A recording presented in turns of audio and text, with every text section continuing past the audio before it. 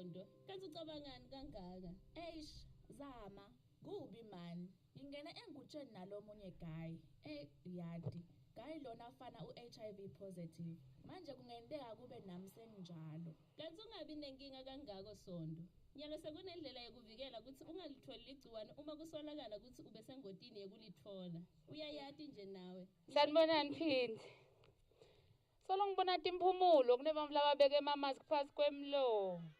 Oh, phela ngibona ukuthi niyadla lapha. Okay, ngicela ke sizameni ukuthi sidle as fast as we can sitokhona ukuchubeka neprogram. Honorable ministers and distinguished guests, we are happy to have you here namuhla, and we are so honored kukhuluma ku presence yenu.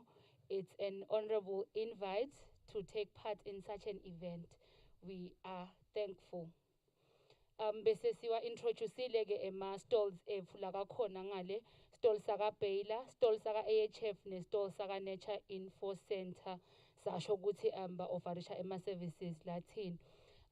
Kuseswatini ke lakhaya live lelisime ngeChristianity, so singakawuvuli umsebenzi wethu namuhla ngekuthobeka lokukhulu. I would like to invite umfundisi Babe Vilakati kuthi amane atozivulela lo msebenzi lomuhle kangaka namuhla ngemthandazo.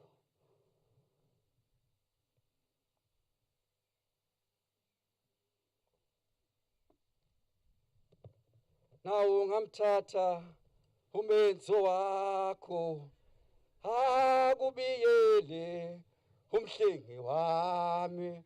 Oh mfundisi, hayi tikwayo baba. Ekuseni angibingelele egameni laJesu. Ngibingelele bo minister umphathi Sigoti, all protocol observed. Amen. Bangicela ukuthi angilo uthandaza. Mhlambe ngingakathandazi kungaba kusho lokuthi live laNkulunkulu lithi sendiwe nguNkulunkulu wasenta sababandle.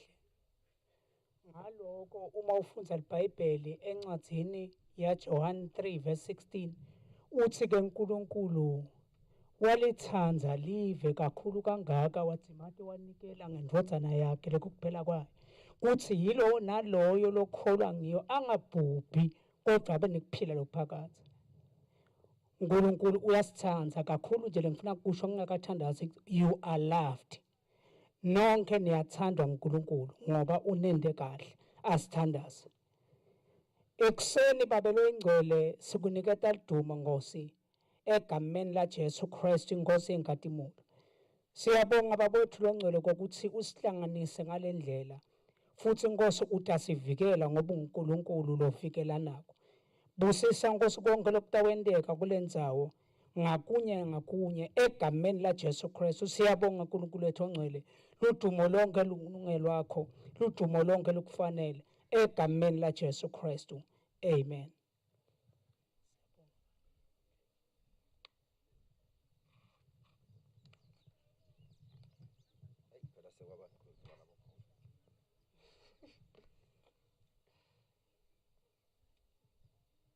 Okay, siyabonga. Ngibonga kubantu labadzala labakhona lebe bakhashane ngiyindvuna yenkundla yaseTembisini bese ngivusele. Ngidawuhamba ngemgomo lokhona njengoba bese ngishito ukuthi senda umsebenzi munye nasiphesihle ulangwenya loseceleni kwami bashadisile. Sitawuthatha nje kutahle kungena yena kuhle kungena mina. Nami ngisukumisa umlomdzala lokuthidiwe angumsukumisa. Ngidawuthanda kubonga kakhulu bonke abantu labakhona. Ngihloniphe kuthi thoba kwemhlomdzala Regional Administrator HRH umntwana Nkosi Prince Tsandzile ukuthi asukume naye umlomdzala Nkosi yami ngekutithoba athi ncamncambu njengoba vele nesikhathi sisifishane. Ngethembe ukuthi ukhona thudane kwebantwana labakhona nebantu labadzala labakhona lapha. Ngathi manje ngingadi ngisonzele nemic kuye umlomdzala noma mhlawumbe utawu. Okay.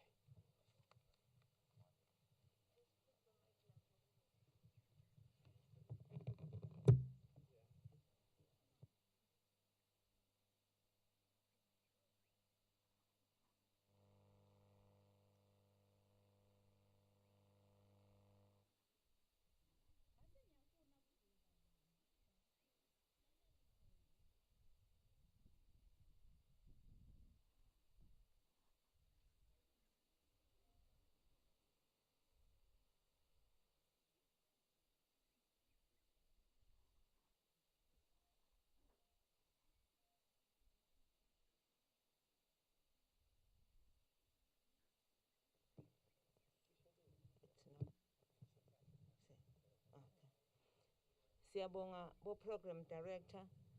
Ngiyathanda ekseni nje kunivusela nonke. Ngiqale ngekuvusela indvuna lehloniphekile, indvuna lesiyati ukuthi indvuna yetemafa kodwa namhla ngiyibona ngathi indvuna yaka health. Phindze sibingelele emalunga eParliament lakhona la kanye nelibandla lonke lenkundla. Sibingelele UN8 Country Director lesinaye lapha and other development partners. Sibingelele tisebenti tembuso letikhona. Sibingelele i-Council yaka Nature na National Director ne staff saka Nature. Sibingelele civil society nani nonke bekunene nalababuke ummango ngetigaba tenu tonke ngekubaluleka kwato. Ngithanda kuthatha leli thuba bekunene nduna yenkosi kukwemukela esifundzeni sakithi sakaHhohho kanye nelibandla lakho. Namhla silapha nje kuleli langa lesikhona kulo namuhla njengelive sibuka tinyathelo netaba letentiwe kuze kuliwe naleli gciwane le-HIV kanye liphindze libange isifo se-AIDS. Kunjalo khona namuhla sive siyafundziswa nge-HIV phindze sikhuthazwe ukuthi sisukume siyotipopola simo saso sengati. Sigcizelele sicele kulabo labatipopolile nalabasayawupopola labatikhandza kokuthi simo sengati sabo si-negative batigcine banjalo. Njalo futhi nalabo labatipopolile labatatipopola bakhandze ukuthi simo sengati sabo si-positive. Bente tona leto taba letifanele kwekuthi kungathelelwana nalabanye bantfu. Namhla ndvuna yenkosi siphindze lilanga lala sikhumbula khona tihlobo tethu emaswati akithi lasishiyile emhlabeni ngalomkhuhlane ngalolibhubhane lobelikhona eveni. Sithanda kubonga kakhulu umsebenti losetshenzwa nguNature, umsebenti lomuhle nalomkhulu kakhulu Nature lakawusebentako abambisene nahulumende aphindze abambisene nenhlangano letinye letingekho ngephansi kwahulumende.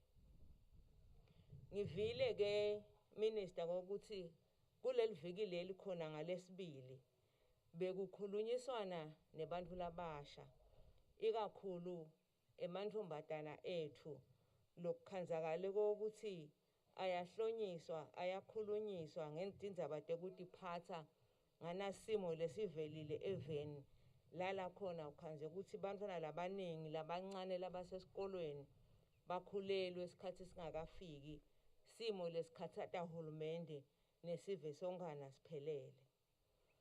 Sengigcina bekunene ngithanda kusho nduna yenkosi ukuthi sisifundza sakaHhohho sitimisele siyatibophelela emikhankasweni letaba khona naletawuhlala ikhona ukuthi sitawuba khona ngaso sonke isikhathi kungagcini namhla kukhuluma nebantfu labasha kodwa nakuchubeke njalo bakhulunyiswe abantu labasha ngendlela yokutiphatsa kuze babe nelikusasa lelichakazile.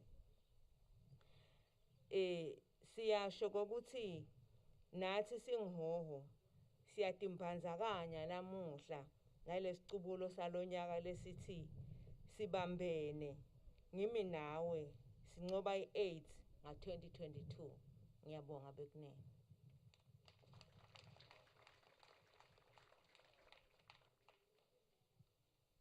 Siyabonga kakhulu lonkanga Regional Administrator uMpande Nkosi emagama lamakhulu kangaka lesekasinikete wona namuhla.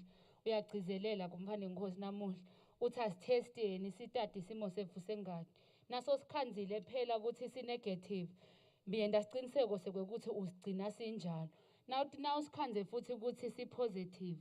Yenda-ke loku lekuthiwa kwende thatha lawo maphilisi lekuthiwa wathathe. Siyabonga kakhulu. Still on that same note, ngicela ku-encourage futhi ukuthi namuhla kulama services la khona ikhona ne breast cancer screening khona ngale, ikhona ne cervical cancer screening, but ke ngalokuthi sisebenzisa ema-stalls ngeke sikhone kuhamba sonke. Sho ukuthi nje umuntu omusha noma ke lokhona noma ngabe ngibani sitawuhle nje sithi monyu ngamunye sikhone ukuthi kuhanjwa namuhla sathi ukuthi hayi sesicwaningiwe ngoba leti imvo yayikhanje ukuthi uyadidelezela ngemalayini lamathe esibhedlela. Siyabonga kakhulu mphane Nkosi emagama ekusikhuthaza. Ngitawucela ke kulesikhathanyalo ukuthi ngi-invite abantu labasha labatasendela umdlalo lo tasivula tingcombo tetfu in line with iteam yethu yanamuhla lethi sibambene mine nawe siyayincoba i-AIDS. Ngitawetfula ke kwasa lokungali drama group ukuthi bete batosetfulela umdlalo wabo. Cela sibashayele intandla sibakhuthaze.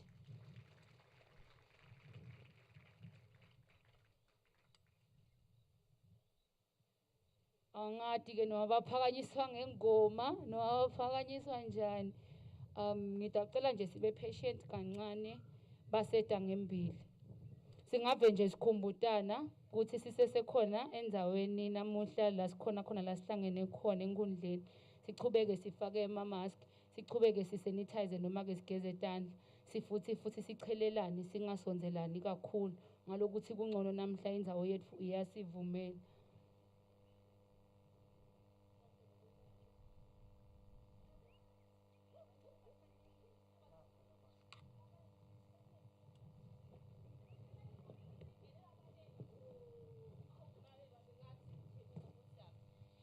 Kunemoto leseyingenela abaleni asengisusasuse nje Nkosi yami ungamangalisa phela ukuthi sekunemoto la khaya kona hawu asengishayeni asengiqhubeke kumane ngilahle lapha endasi konke letibi ungamangalisa phela yena bakithi thala sengcono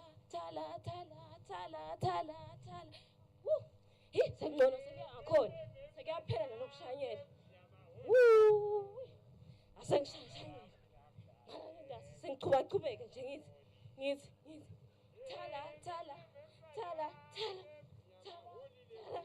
thala awu yashanyela intombi yamalambe yashanyela impela phela.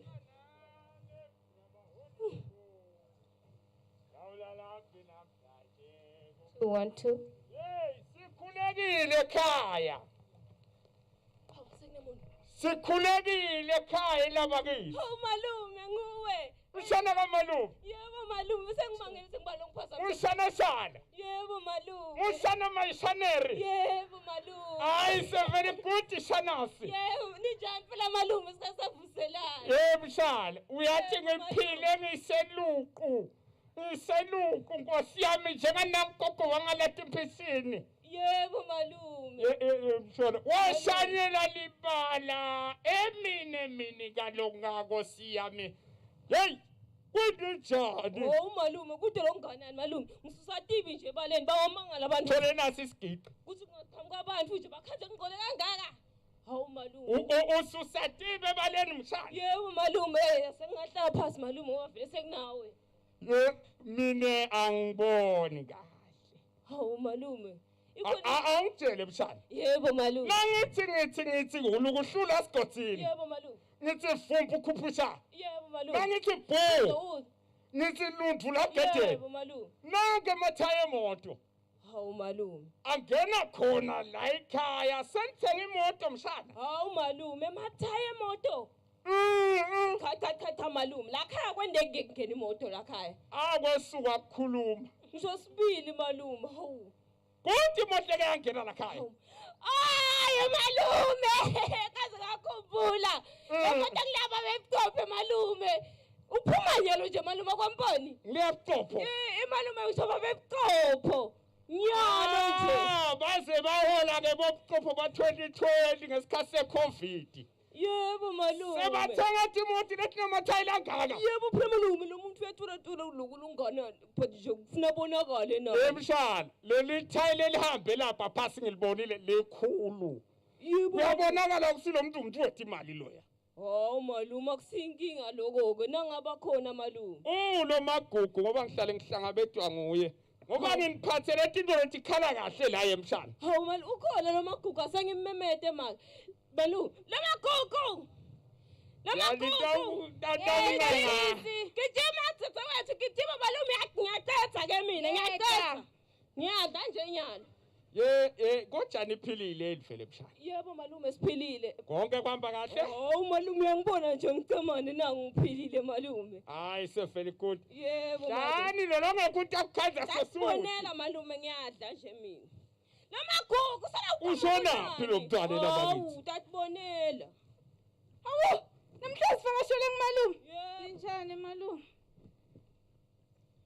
Mshana, Yebo malume. siyaphila lo magugu. Hawu sikhona nathi malume. Wagutshe endlini lilanga lishisa kahle kusile kunjani? Hawu malume bengisenda tinfo tasendlini malume bengisaklina. Indoda sendlini. Malume. Uyaklinwa. Yena magugu. Malume. Uyathi mntana dzadzewethu ngilibala kukuphupha kabi. Yayingabi man. Ngobe yini malume kusho ukuthini lokho? Angathi kuwe nguwe lokumele umtshele answer. Wona la majesi la ijesi leligaka khumula. Hawu malume majezi ami 18 Khuluma khumula. Uyashisa kufuthumele. Nami nje na intela singane yami ngilokuthi ngisuka le kazinyane. Kahle kahle nje hawu osenibabuka. Kufumbukeleni ngabona maka. Awuthineke kwahle mangagawane. Khumula lento. Khumula ngasibamba. Hey. Asuna kubhekele wena. Suluka. Sulu yapi nana. Nayi ikhulubi nginonela.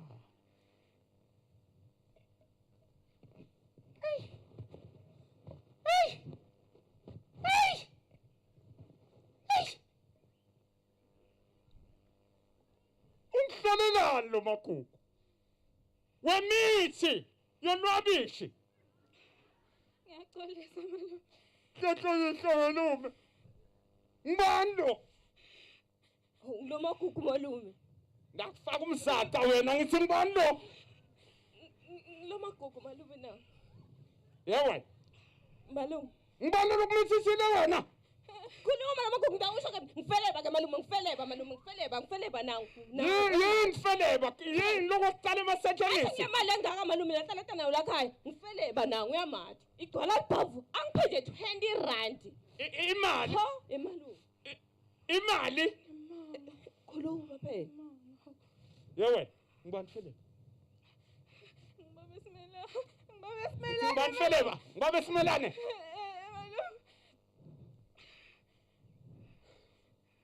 Le mali yeni. Le simelane ulethele imali yakini.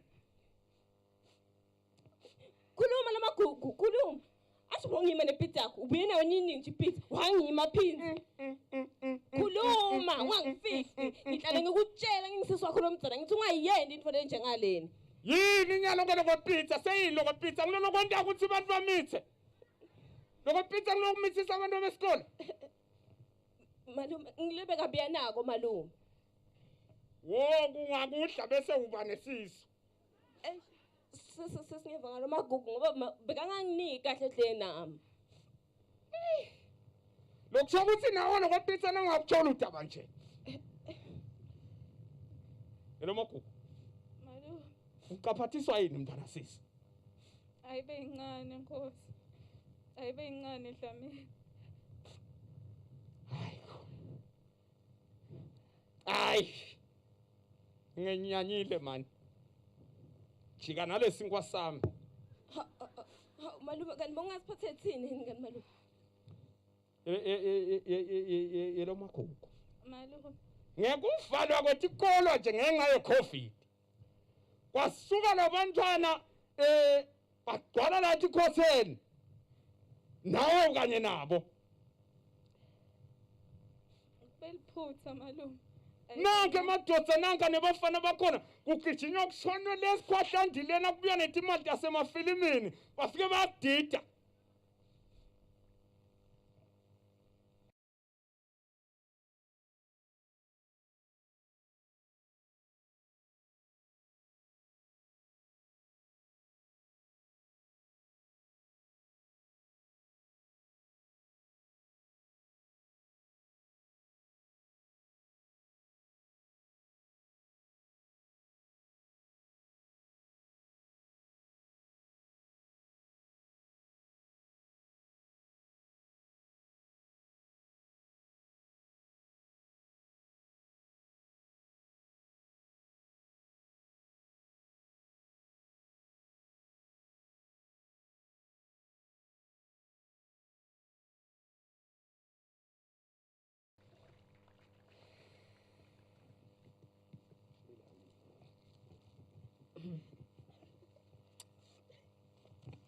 Honorable Minister, Regional Administrator, Umbanengosi Princess Tanzile, all protocols observed.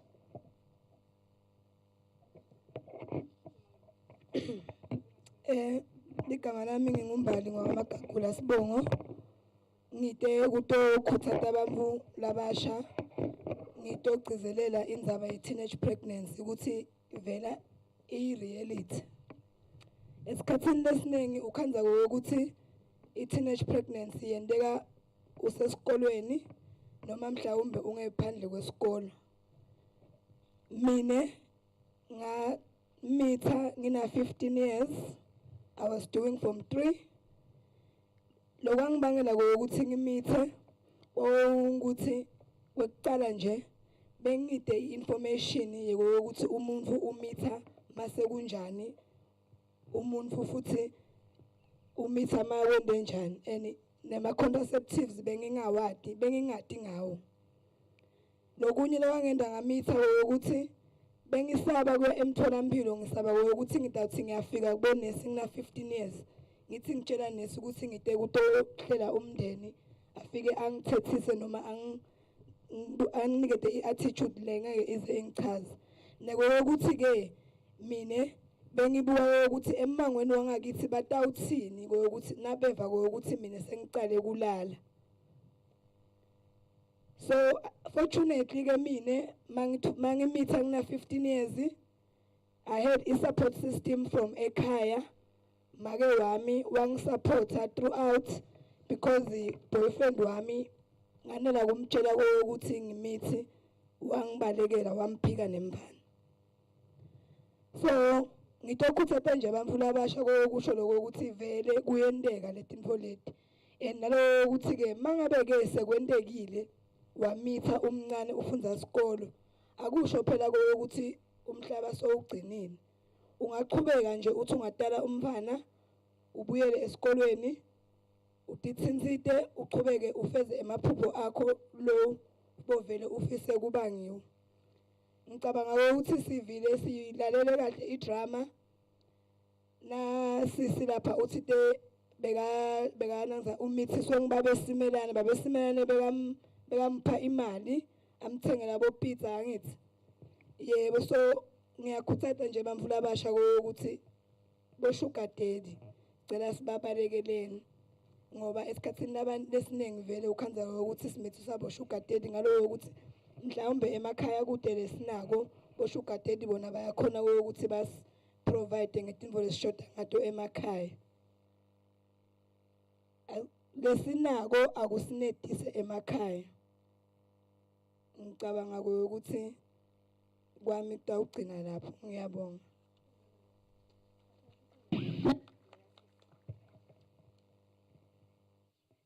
Eswatini sesibambelenye i-walk sister. Nawe nje yibambe. Ngawe ngithi kuwe Sonto utawulunga. Yathi isimo sakho se-HIV. Lo mlayeto ulethelwa litiko letempilo, Nature, kanye ne-UNAIDS.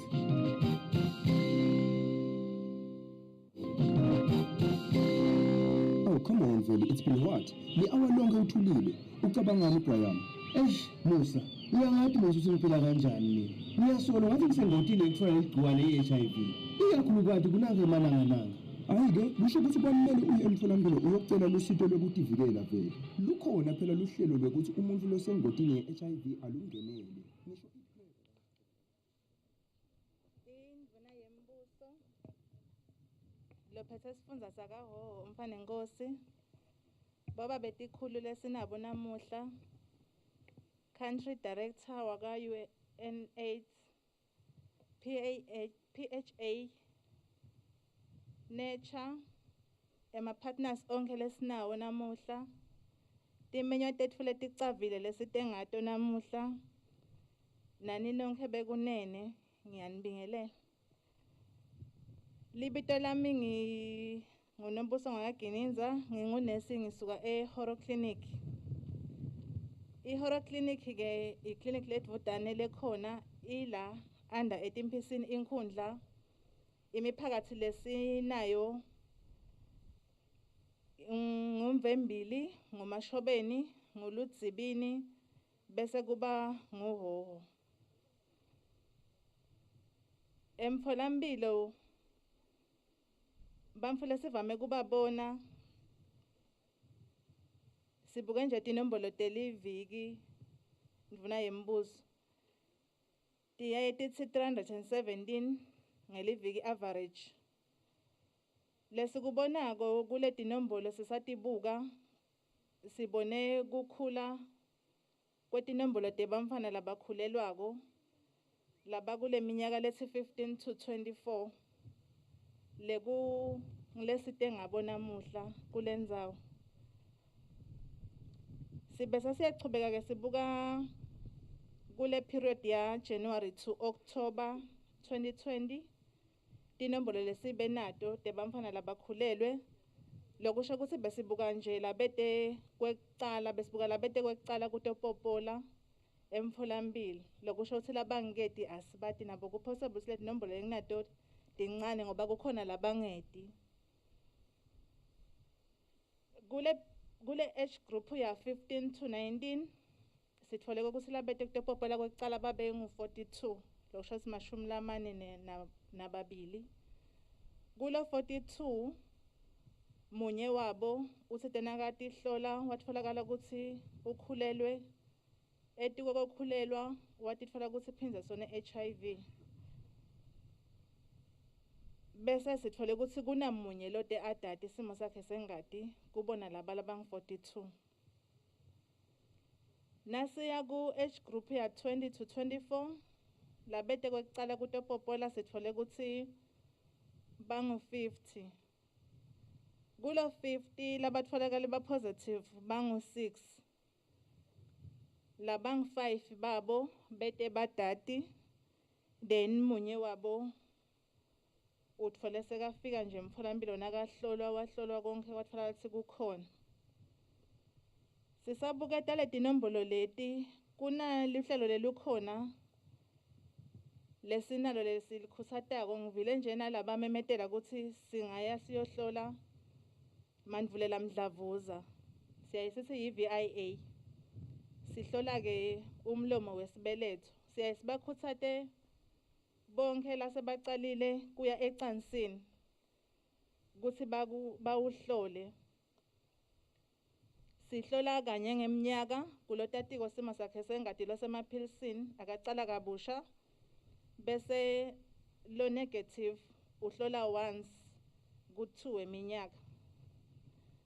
Sisahlola ke mandvulela mdlavuza kulo 15 to 19 kude labang-5 bamfana kulabang-5 labetile sive buhlungu kakhulu ngoba lababili batfolakale ukuthi ba-positive.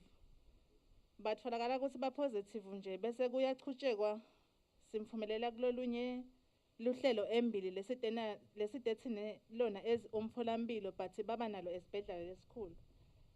Lokusho ukuthi letinombolo letisi-2 nje over 5 sitibona titinkhulu kakhulu kithi. Then ku-20 to 24 cishe laba basijabulisile inyukile inombolo yabo babeng-18 kwatfolakala ukuthi munye ube positive.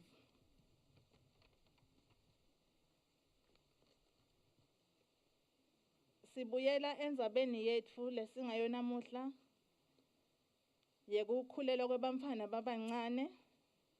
Sibese siyachubeka sibuka tingcinamba ukuthi yini tingcinamba letibanga letinombolo ukuthi tikhule. Lokunye kuba ukuthi nasenda ema-interviews ezilabamfana beta kutocala kupopola. Kwekucala labayaye bakubale, bayaye babale ukuthi beswele. Then labanye kulo kweswela ngingafaka nekuthi kukhona nekuhawukela. Kuyenteka lo mnye umfana ukhanza ukuthi akakasweli unako konke la kudzingako, but uyahawukela kumngane wakhe. Sivile nje lana basasidlalela bakhuluma ngenfo lesilungu emapizza. Lo munye uyakutfola konke la kudzingako, but le pizza uva ngathi info lenkulu kuye ukuthi seyingambangela ukuthi akhulelwe. Bese lokunye lesikubukile kube ukuthi bamfana betfu khanza ukuthi bete ema-hobbies loku labangadilimatisa ngako nangabe kude labakwentako. So ukhanza ukuthi isikhathi lesinengi vele basicitha ngaloku lokutawugcina kulimata likusasa labo. Lokunye kuba tinombolo letinkhulu letikhona tebamfana laba swela ema-scholarships. Ukhanza ukuthi umfana socedzile form 5, but-ke sekude scholarship sekuthi achubekele embili. Vele lo mfana loyo ugcina awela etandleni leti-wrong ngekuthi ubuka la ngathi kunemali ngakhona. Lokunye kuba lezinga lelikhona lelikhulu le bamfana laba unemployed. Ezisibuka 15 to 24 labanye babo sebaqualify siba ngabe sebasebenza, but ukhanza ukuthi kude umsebenzi. Bese lokunye kuba ukuthi sincane sikhathi batali banamuhla labasicitha kone bamfana babo. Batali sebanesikhathi lesinengi sa mabona kudze lesikubita ukuthi i-TV. Umntali nje uhlala phethe i-remote ashintsha titeshi abukela tonke titeshi kuze kushaya bo 10. Sekude isikhathi semfana simvile nangilosuka la uyasho ukuthi yena bekede information. Lokusho ukuthi nathi sibatali kukhona lesi kwentako lokubangela letinombolo tinyuke. Nasi ngakhona ukuthi sibatali sizame kumkhulisa umfana simukhulumise akhula. Bayaye bathi ligotshwa lisemanti lokusho ukuthi lelivangeli sithi alicale asemncane lo mfana ezakhula sichubeke sihlanyele lokuncane lokuncane. Bese lokunye kuba ukuthi emangweni sekude kubambisana etindzabeni tekukhula kwebamfana. Itolo bewuthi na ubona umfana wakamakhelwane enda info lengasiyo ukhone ukuthi umbonse. Namuhla sekuba ukuthi uyobuta ukuthi umbonile yini umfana wakabani bani bekemena bani. So nasingabuyela sibambisane singummango ukuthi bamfana bethu sikhone kubakhalimela. Ungabuki ukuthi akusiye wakho lo mfana. Tingancipha letinombolo. Lokunye kuba ukuthi bamfana labanengi bayabe khala ukuthi noma etile lo mfana atohlela. Uyatatohlela uyeba lo mfana. Uyadatena ukuthi socalile vele kutenda letindzaba. But ekhaya abavumi ngekuthi baba nekuthi kungenteka ukuthi nasaqale kuhlela bese akasatfoli bamfana. Siyeke sithi abete umntali ete naye umfana nangabe umfana sekakubhobokele nje khululeka ute naye emtholampilo. Siyakhona ukuthi singamniketi i-service sinikhulumise nobabili bese siyabuka ukuthi sithini. Bese sisela kuhleleni siyati ukuthi kuhlela akusiko nje ukuthi sithi mfana bheka lesi sifake umjovo esibuni. But siyakhulumisana kuhlela sithi kucala la ekutheni ngihlale ngibe yintombi. Ngase bayangiva bo auntie sithi asihlale sibe yintombi ngingathinfa. Kanjalo nebafana sithi abangathinti ezingisho ukuthi asithimfa. Ahlale nje umfana abe nguye. Lokunye sisabuka letindzaba kukhulelwa kwebamfana ma-STIs ayanyuka kakhulu nawo. Kakhulu kule age group le kungiko lokubese kufaka sandla ekutheni labamfana ukhanza ukuthi sebagcine balapha kule tinombolo tabo positive ka Mandvulela Mdlavuza. Lokunye emmangweni wetfu kunebamfula abaningi lokhanza ukuthi abasiba kulendzawo but beta ngetindzaba temsebenzi. So ukhanza ukuthi labo bamfu labo bayasifaka esandla ekukhuliseni bamfana. Ngicatsi siyati ke thina la kaHhohho kwekuthi sineligolide letfu. So basuka letindzaweni tabo bete la kaHhohho. Angati ukuthi singakwenta kanjani ke lokho but boba betikhulu ngiyajabula ukuthi bakhona namuhla. Tindvuna tikhona. Ngicatsi itawusebenteka. Kwakuthi bamfa bethu basilimalela na umbuta akamati nalomufu ukuthi wakuphi wathi nje uthi ucashe lapha kabani bani. Nakalandzelele emaphoyisa umfu wasenhlangano. Ngicela kugcina lapho bonke siyabonga.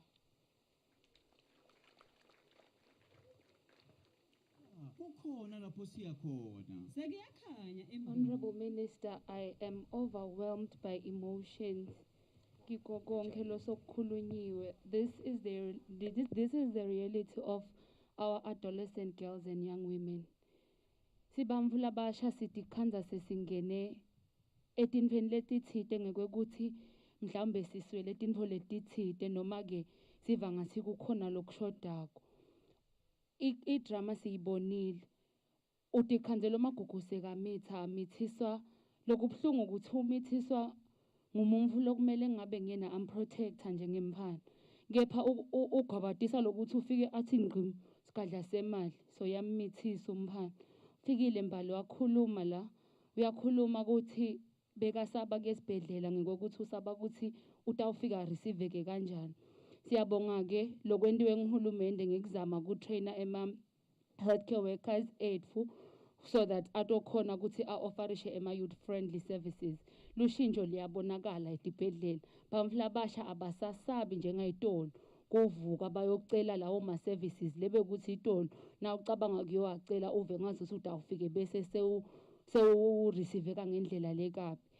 Kubuhlungu nasiva letinombolo letibekwa nginesi locedza kuhlala phasi letisetulu kangaka tebamfu labasha lokhanza ukuthi batikhanza sebakhulelwe okanye sebaphole neligciwane le-HIV.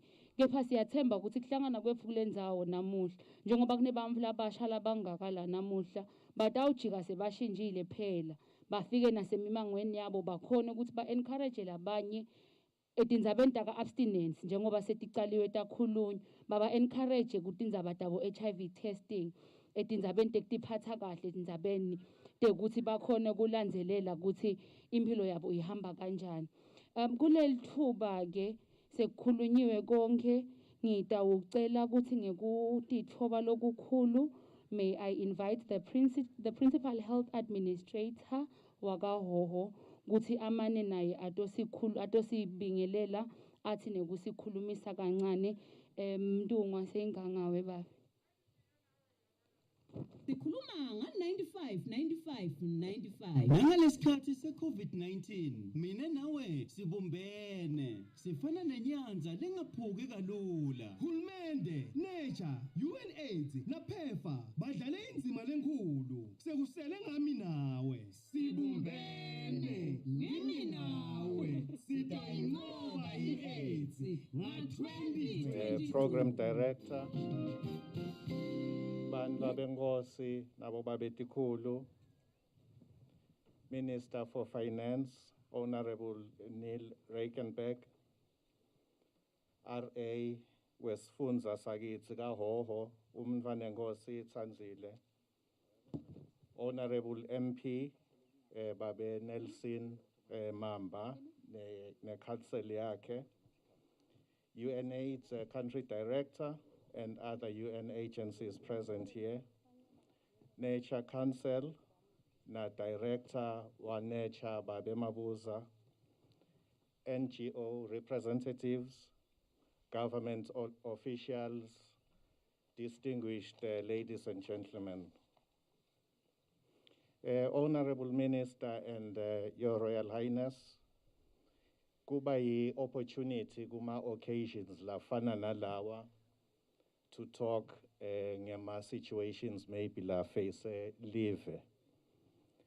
As we know, we are faced with a pandemic le khona lokun COVID-19 le affecte konke lokukhona lesikwendako both kusukela kuhulumende kuya emimangweni nanaka health ke nakhona kube nema effects not only ekwekuthi sisebenza njani but loku provide lama services particularly ekuqaleni kwalolu bhubhane lolukhona la khona stikhanze singakhona mhlawumbe provide kahle ema services lekufuthi siwa provide sive. One will therefore not be doing justice to the efforts of the country if I do not highlight on the key campaign aimed at rallying government, civic society, business, and the communities in the fight against e-COVID.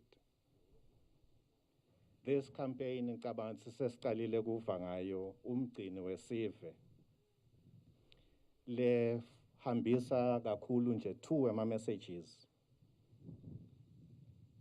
NgesiSwati sithi geza tandla, sigcoke tifonyo tetfu, sigcina umkhathi sisahleti noma sendani. NgesiNgisi ke ongeSwati kuthiwa bo 3 Gs.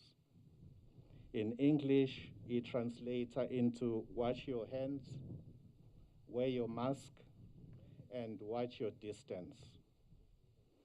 Kunetinto ke letinye nakhona lekufute ukuthi sisenda lokhu lekufute sikwende siku avoid lokufaka ekhatsi to avoid crowded areas, avoid confined spaces, avoid close contacts.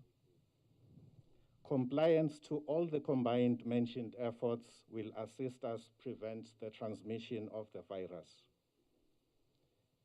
Singule adolescent asisho ukuthi live liyanikhathalela njengoba ningumliba loya embili. You are urged to follow the public health measures on the prevention of COVID and other diseases, both known and yet to be known. We are still faced with an old enemy, one we have been fighting since 1980. It is for this reason that each year we take time to reflect on our worldwide response to the HIV pandemic by remembering the millions we have lost over the past 4 decades, celebrating our achievements over the year, and pledging to work even more inclusive and in innovative ways in the coming year. Our facilities continue to serve the region's population with commodities that support people living with HIV and test those that want to know their status. Included herein is the provision of a spectrum of preventive and promotive services targeting different population groups. As our focus for World AIDS Day commemoration in the region is the adolescent population, we have an adolescent-led health behavior change project, though presently Honorable Minister Isasakalobambe Nkundleni, whereby adolescent champions conduct home visits and sensitize their peers on accessing health services.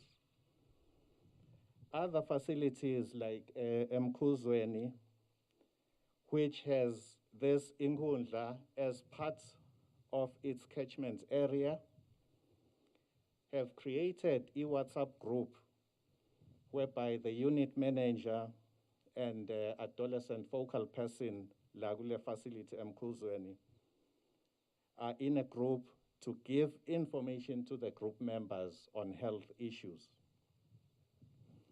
All these efforts, Honorable Minister, are aimed at addressing adolescent health challenges as have been outlined by the others who have been before me,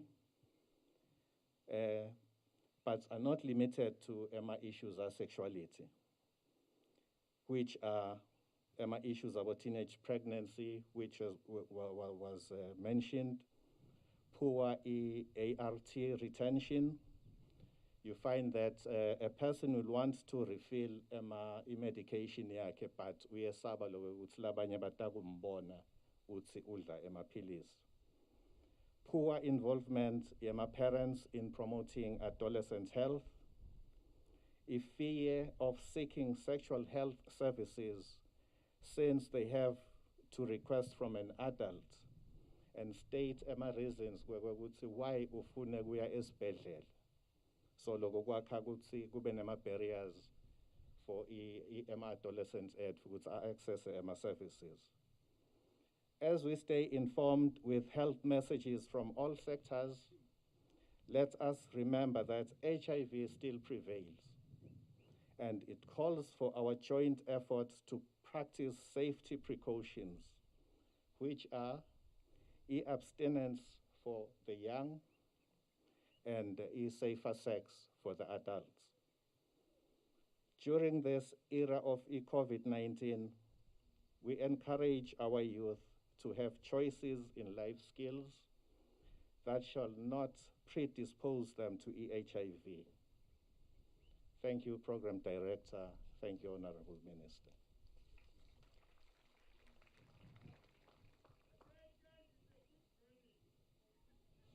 Maye kumnanzi na umuntu lomusha uhledu ulalela imiyalo lebuya kubamfla abadala.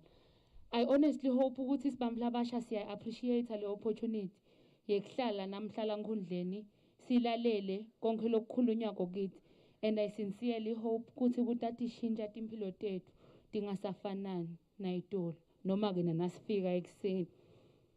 Siyabonga kakhulu baba emavi la sikhuthatako sibamfla abasha ukuthi asisukumele etulu phela tindzaba tethu te-health.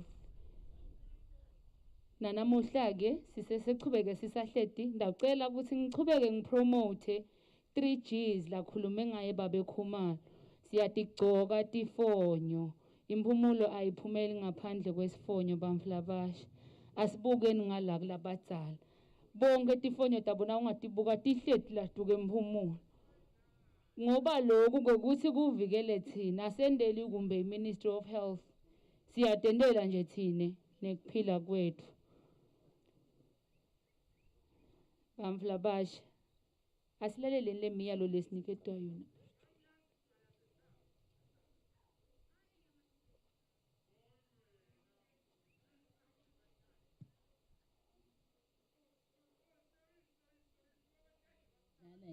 Lokho-ke sisengakakwenzi. Muzi ulibele ukuthi asiye kuyohlola i-HIV kuqala. Ngokhathi-ke sibona ukuthi sichubeka kanjani naleto talabadzala. Uqinisile phela muzi. Kumele nobabili nathi ukuthi nime njani nge-HIV.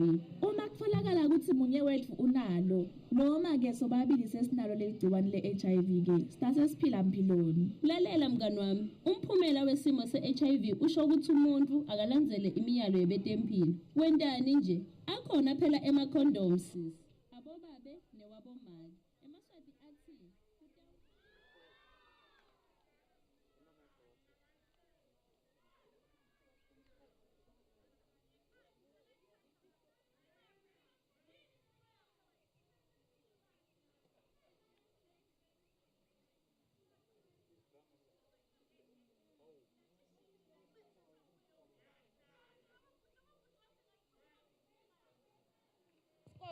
ngangitshela mina lento leyo. Uyahlanya. Uyathi ukuthi uyahlanya. Executive. Nangunika nemali yami uyifake ekhondomeni wena. Hawu. Hey, umntwana esikole bongabonje wena ugana James uthi umntwana esikole. James uqedze umnye uphelile ngosini inkinga. Yini inkinga? Hamba lelo muntu, hamba. Nale ngifika ihlavu lethakele ngambisa umshikashika wami. Ngiboneke le blom lebafale bangikhuthuza. Mina bathi le mali yakho lena angisayifuni James. Angisayifuni imali yakho. Manje wait. Uyabona wena? Yalotshwala bami kuphelile la nithinda unathana. Hamba na James. Wena lamseni uBeyonce noma ungrihala ngothola kahle. Kona vele ngimuhle. Phasi yabona. Kona vele ngimuhle James. But ngeke ukhathise kwanje lambi kwabantu. Uyabona ukuthi nginebantu labadzala labantu labahloniphekile. Please, ngasilba labadzala shebo. Badakugcone. Phela kuthi Nkosi yami lami umuntu wami. Ukukade babafundisi bateshadisa phela. Uyaseshada wena. Isinemali. Ayibo kwengile mali yini engakhulu. Phela impijama ibuye namuhla. Awutshela. Vele siyasebenza. Gcwalisa lo mntwana. Ayifuni imali lo muntu lo. Ufuna malini? Ufuna malini? Angisayifuni imali. Ufunani? Nika lo muntu.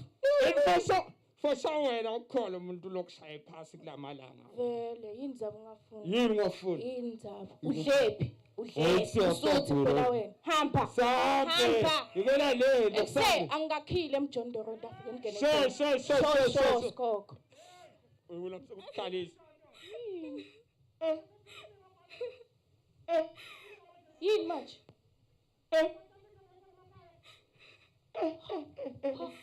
Yini scheme? Company. Sorry, sir,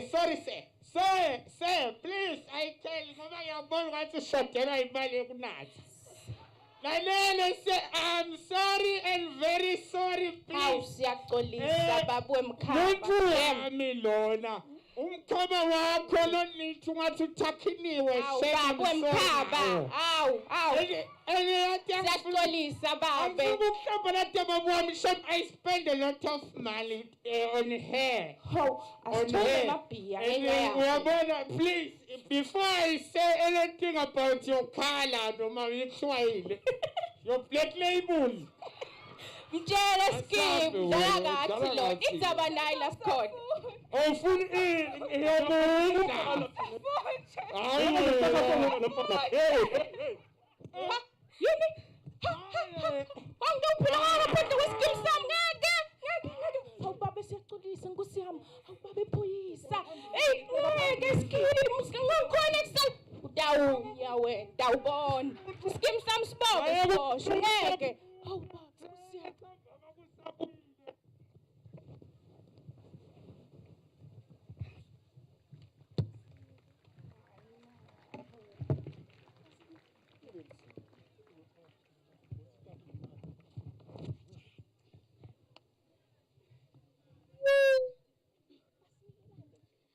Indvuna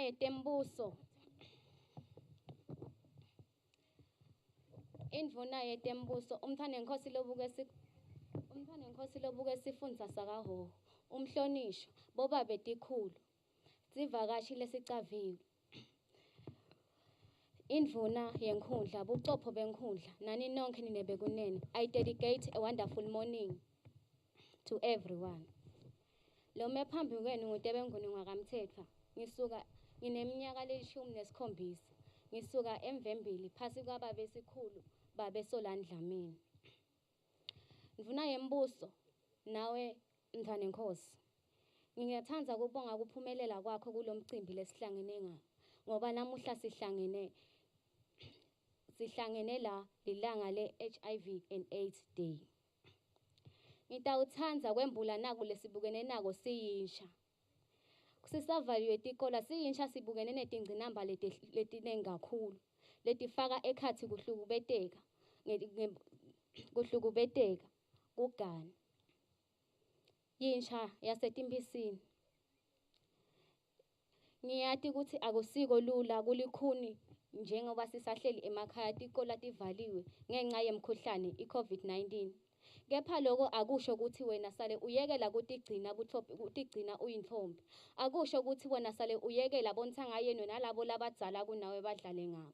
Kepha lokho kuchaza ukuthi chubeka ntfombi uhlale utigcine uyintfombi. Ndvuna. Ngiyacela nisiphe emavi leningasitshela wona kusimisa sime sicine njengebantfwana. Sikhone kuba bantfwana labatawutfutfukisa leletfu lakangwane kusasa. Ngobe sicele kuyingayinga etitolo. Sihamba singati nekuthi siyaphi. Sicele yonke lendzawo. Etitsakamiva ngithi lesitithathako. Kugana thina. Mtfulo musha, ugane kakhulu. Kepha ngiyakutshela mina, ngitshela wena mtfulo musha. Ngithi lokugana kwakho kutakwenda ugcine uthole sifo i-HIV. utawenda ugcina ube nemthwana longakase wazi wamcabangela. Maye lihlazo eveni lakangwane, maye uyangihlaza ntombatana, maye uyangihlaza jaha. Lokhu lokwendako akufani nawe. Namuhla ubusisekile, ukhona la, ngikhona.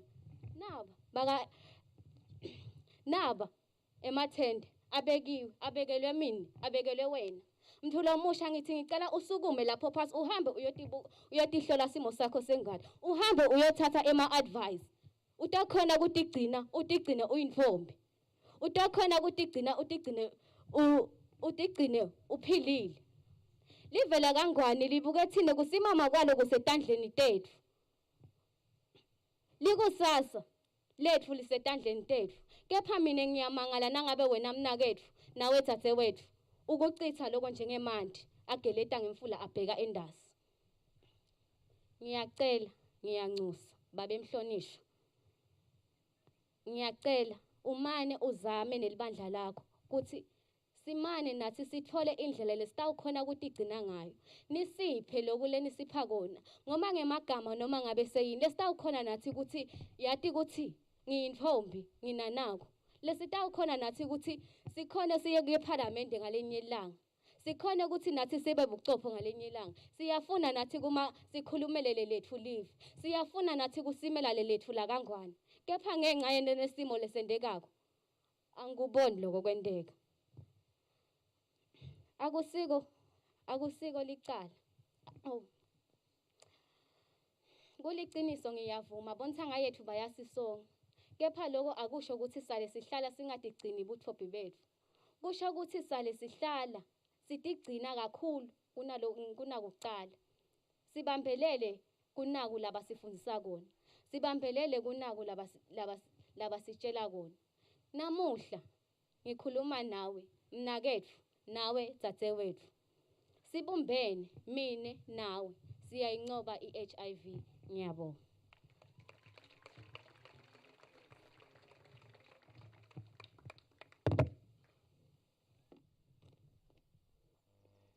Asibonge emalangeni lamahle. Ngingakachubeki neprogram yethu. Ngidawuthanda kuthathe nalithuba lekutithoba kumntwana enkosi ungathi nangisafunza ngumsukumise kuhle ungathi umuntu wesilisa. Nangisho umuntu wesilisa ngisho ukuthi ngumsukumise ngathi prince kanti kufanele ngithi princess. Kuleyo ndzawo umntwana enkosi ngithi ayidlite ibekele ngindvuna yala eTimpisini.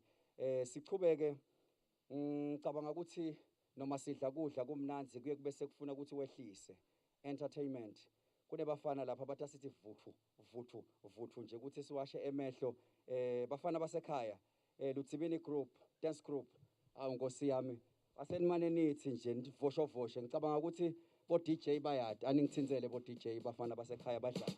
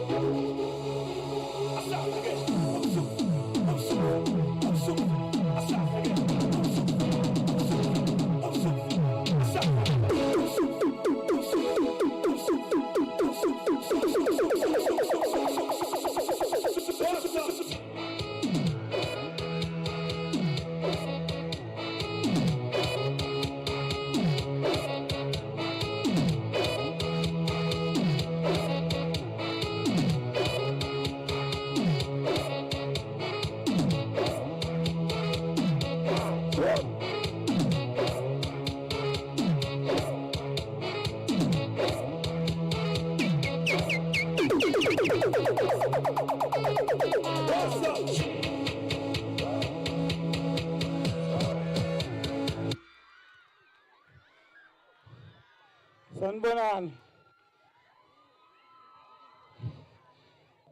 Sithathele lithuba sibingelele labadzala ngetigaba tenonke.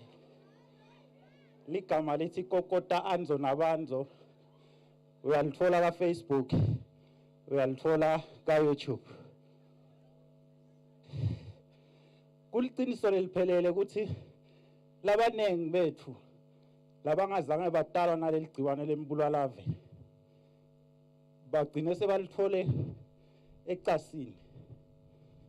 Sitokhuthatha abantu labasha ukuthi yathi bekungcono ukuthi ungamane ufocus etikweni talent lakho kunekuthi ungadlabhatisa impilo yakho ugcine sotikhanza sonetifo longakatalwa nato. Sanibonani. Abo sengitsiniwe manje. Lisaka lempuphu liyadula. Bantwana abanyalo sebafuna tikotela ta 400. Abasalifuni libe. Angeke ugcoke kahle kaso. Na utawujaka umdzaka litulu lingakani. Impilo yakho imcoka. Ivikele ngaso sonke isikhathi. Sanibonani. Yebo. Ngicanga nonke niyangathi ngingiHenry Vilane. Yebo. Mina ngitothi hlala usathi isimo sakho sengadi ngekuthi ihlola njalo njalo. Sibumbene mina nawe sidala incoba ligciwane le-AIDS nga-2022. Siyabonga.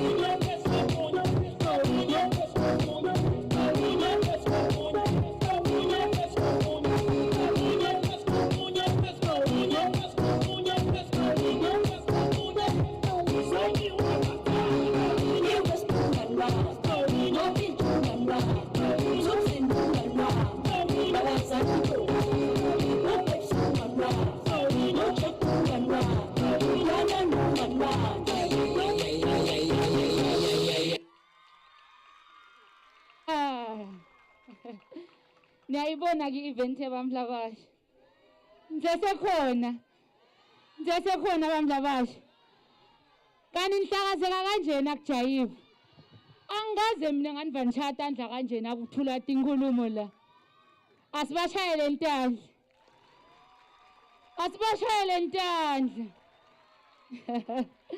siyabonga kakhulu bobhuti i-presentation lenhle nakangaka we thank you so much ngiyakhumbula iteam yale event yanamuhla ngifuna kuphuma u-100 nangilebe kalanya ithini iteam ye-event lesikiyo namuhla sibumbene senda njani bantu labasha ngabani siyinqoba by wena ngiyajabula ukuthi sonke siyade ukuthi nasibumbene mine nawe mine nani siyayinqoba i-AIDS nga-2022 okay sisifunda-ke sakahoho sikhathi sekuthi sive ukuthi engabe silungele kangakanani ukuthi siyinqobe i-AIDS angakafiki lo noma-ke by 2022 sifuna-ke nyalo silungele ukuthi sive i-report the whole ending AIDS report hey baphasi labakhulu bele sengibathula manje nkosi yami sengishaywa nalivalo National Executive Director wakaNature Mr. Khanya Mabuza sicela babe usi address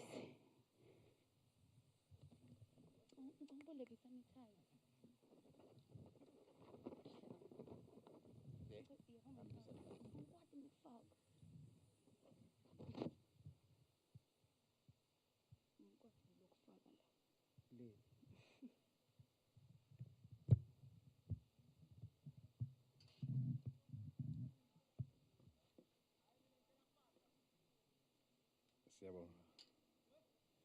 Ngicela kubonga kakhulu kulo siphathele lihlelo lo lamuhla noma labasiphathele lihlelo lamuhla siyabonga nje kakhulu kumnanzi kuba kahoho. Mntwana Nkosi lophinza abuke lesifundza sakithi salapha kahoho.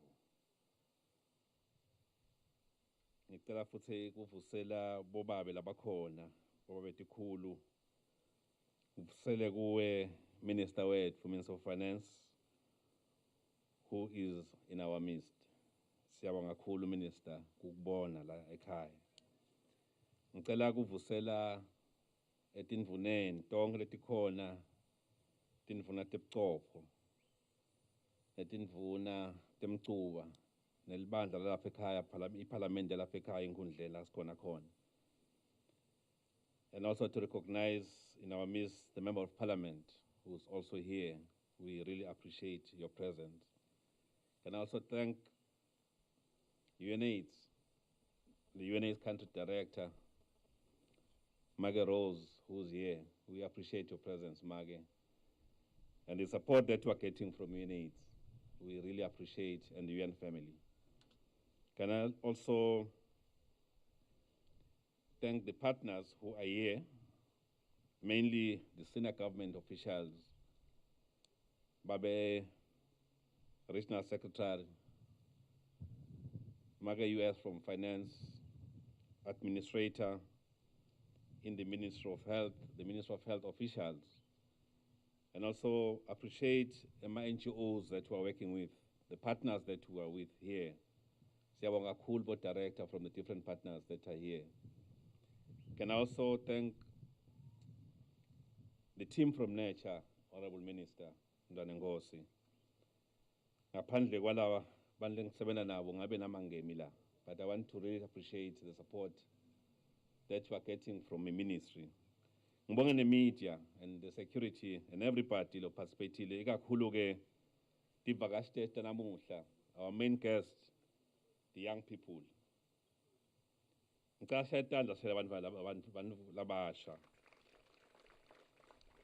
I'm saying it's the main guest because vele namhlanje ngikuchaza ukuthi la kahoho sitayinqoba kanjani i-HIV Mntwana Nkosi. Firstly, let me mention that in presentation I've been asked to talk about hoho because we're at hoho. Ukuthi ka hoho nasibuka singayinqoba njani i-AIDS. Honourable Minister, I want to make it clear in less than 5 minutes that here we're talking about ending AIDS. And I want to reaffirm the commitment of the partners that are working in the field of HIV and AIDS, that we are not shaking or doubting the vision that you set as government and His Majesty, the King, that we should end AIDS by the year 2022. It is of that reason that we believe that for us to end AIDS, we need to be focused. We need to know each and every community. We need to understand each and every region. As much as we believe that we are a homogeneous nation, but we do have our own different interests and behaviors that we need to address. When we talk about the HIV and AIDS, it's 95, 95, 95. The question that I normally ask the team or the teams that I'm working with is that in a person who is somewhere at Bushen, nearby town, what does 95, 95, 95 mean? Umuntu nje awuhlehle ekhaya kithi emgofolweni kamanzini. Now uthi awulive la kangwane selihambile. Selling 95, 95, 95. Kusho ukuthini kuye? I think the answer is obvious. It means nothing to that person. Sesithi-ke, Your Honorable Minister, asesibuka inyalo letifunza tonke totine ukuthi kusetshenzwa njani. Kwekuqala nje angisho ukuthi ohoho Mntwana Nkosi siyabonga. Singathenga emehlo akho noma emehlo ahoho. Kwekuthi nawufika ngikhumbula ngibite ehofisini Mntwana Nkosi uthi mabuza ngicela ungibambise kahoho sisebenza by AIDS. For us, that's a measure of commitment.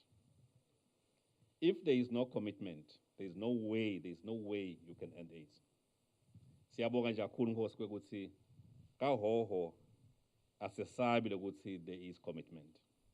Kube bengihleli ngemuva ngabe ngishadandla Nkosi ngiyabonga. Ngicela manje sishayele hoho dana. Umbuzo uthi ngisho ngani nema example, I've got a lot of example why I believe war is committed in HIV.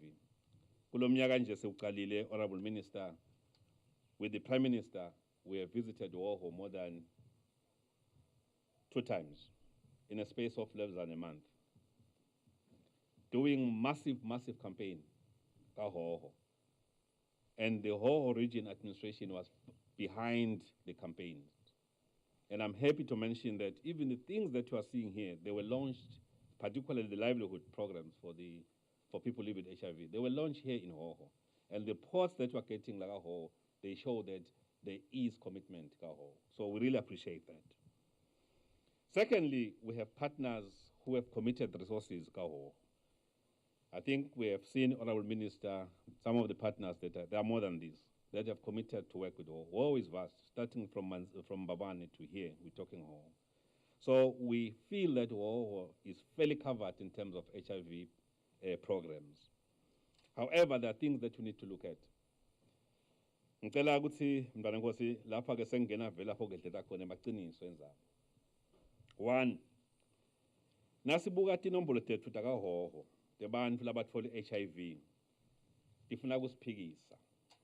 We have a lot of people who are picking new infections here in the whole region. It is worrying. That is why we have young people, because we know where these new infections are coming from. Like they have depicted Kulama Place, that we know where these new infections are coming from and why they're coming from this group.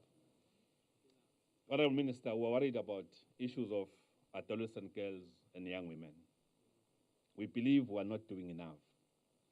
Labantwana ndifuna inkosi nasichubeka kanje lo mliba ubonakala umuhle loyaphambili. We are very aware that we are faced with 2 pandemics which are difficult to manage, but we do not have to despair. We need to work hard. Our worry is when we look at Hoho sits at about 1,034 new infections, that is per year.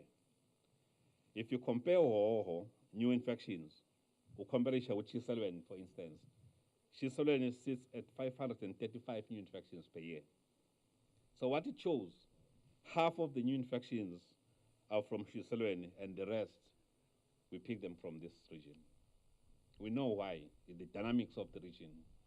The region is urbanized, it has rural, migration, employment, cross-border. We know about that. But that is not an excuse to say, let's not forget that ihoho iyadzinga kubuka lesive sebantfwana. And I'm not only singling out the young girls, the boys are also equally affected. So for us to end AIDS, we need to stop, we need to close the tap. Sicabanga ukuthi lamanye infections ke sitawanqoba, Honorable Minister. Ngiko nje lo nyaka kuswa kulo nyaka siya phambili. Ndwana Nkosi vele sitabe sibona kakhulu nensha ngenzaba HIV. We commit ourselves that we'll be here kahoho sibo kakhulu insha and HIV. There is a lot we can do. Like you have seen, we need to look at the social media. We need to look at the medium of communication. Lama plays, that's what they enjoy. They don't enjoy me now as I talk. They enjoy what they were doing, the dancing. So let's explore those things, kaho, so that you can reach the young people. So that's one thing that we have to look at. The second issue on how we think EOO should be looked at, and we've discussed it with the technicians, is the issue of people living with HIV. As we talk, the highest number of people living with HIV from our statistics, it's 71,958 that are found in Manzini region. The size of Manzini, the dynamics of Manzini region, we understand. Whilst Gahoho, we stand at about 54,431 people live with HIV. Well, those are estimates, close estimates. Those are people live with HIV. It doesn't tell you much, but it says invest on the livelihoods of people living with HIV. But what then is very important is, out of those people who are living with HIV, how many of them are on treatment? Honorable Minister, it's so disappointing for us that there are people who are no longer interested to know their status. And they know that they're positive, but they're scared to confirm that they're positive. And these people are us, men. Particularly men who have what you call disposable income, the out-of-pocket expenses. Men who can spend money without thinking they're spending money. I like the play that they depict here. These are the people who are not testing. Men are not coming for a test. Bengacela nje Honorable Minister ukuthi emadoda lamaningi la ngatest angasathi status sawo kanti siyakusola because HIV positive. Ayi lapha ethendeni. Naliya leli tender lekutest. If you don't do that, Mntwana Nkosi, siyacela ukuthi vele sitaba aggressive this year. We know these men who are HIV positive and are not testing. Sitaba vakashela sibathole sibatest. I know what's in issues about human rights. Human rights will be observed, but the men who are HIV positive and do not know their status, they must be tested and they must know that they're positive. Why I'm saying that, these are the same men who are sleeping with these young girls. And they are not tested and they are positive. Chances are they are the ones transmitting the HIV to the young girls. So ngicela kweni example ayikabi Mntwana Nkosi. Bekuthi na ufuna kunqoba malaria. Ay imbuzlwane uma siphatha malaria. Ungayishiya imbuzlwane. Ungamlapha lo muntu ukuthi uphethwe ngile malaria but le mbuzlwane efuna wenze njani? Phayimbo ibulala. You need to look at the root cause. Singapheka ukuthi abane HIV labantwana, but there's a root cause, and the root cause is men. So we want to target to those men, particularly men who are HIV positive and do not know their status and are not on treatment. Like first I go like ho ukuthi kulabantu laba lengibashilo kusenebantu laba HIV positive and are not on treatment.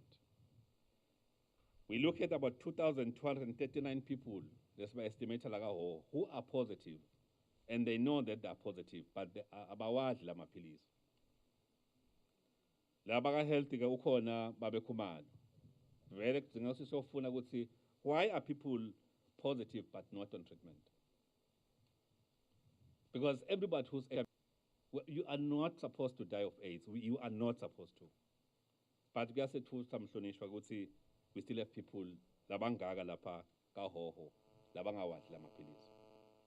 Ngibekise Mntwana Nkosi. Na ungathatha hoho phinza umqhathanise naShiselweni. Ngisiteka hoho bang 2239 Eshiselweni, there are only 287 people who are not on treatment. The rest are on treatment. Kukhona lekwendekako eShiselweni. We need to cope what's happening in Shiselweni because Shiselweni is about to end AIDS. For us to end AIDS, siyadinga lokuthi sikhone lokuthi sikhuthate ukuthi kudliwe lamaphilisi. Ngalawo mntwana Nkosi kunenge lesitakusebenza but nje kubonga Nkosi ukuthi sitaba khona signature nelibandla lakho Honorable Minister. We'll be working ngahoho, we'll be focusing to hoho. The approach is simple. Our entry point sisebenza nabo babetikhulu. Singena emphakatsini, siya enkundleni, kuhlala embabane, kuma-office amakhulu asembabane. Honorable Minister, we have discouraged those. We need to be in the communities. That's where your money is supposed to go, not money to be spent in hotels. With those words, thank you so much. Thank you, Honorable Minister.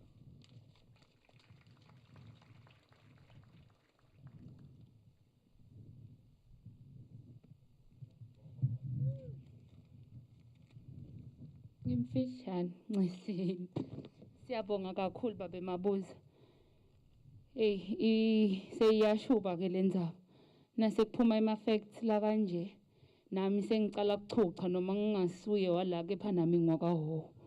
So nangabe ma projections akhomba ukuthi bangaka abantu labahledi basathi status sabo bangafuni ukungena ku treatment.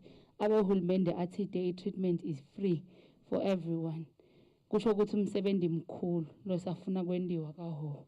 Siyabonga ukuthi ministry isi consideration nathi as a region ikhona ukuthi ipledge namuhla embi kwethu sonke sikhona ukuthi they will work with young people in trying to control AIDS. Ngikuthoba lokukhulu ke ngikushesha futhi ngoba isikhathi sesihambile ngishito ngathi kunebaphathi labakhulu namuhla. Ngingako nje ngathi nami lamasondvole bangithwese wona abuya angisinze.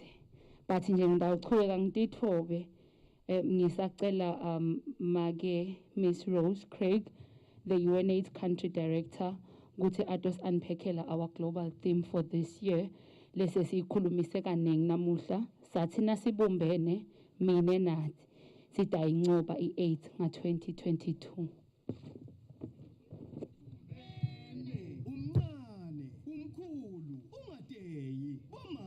Bobabe nebaholi singapheli mandla sethembe wena kuxwayana sekuncane.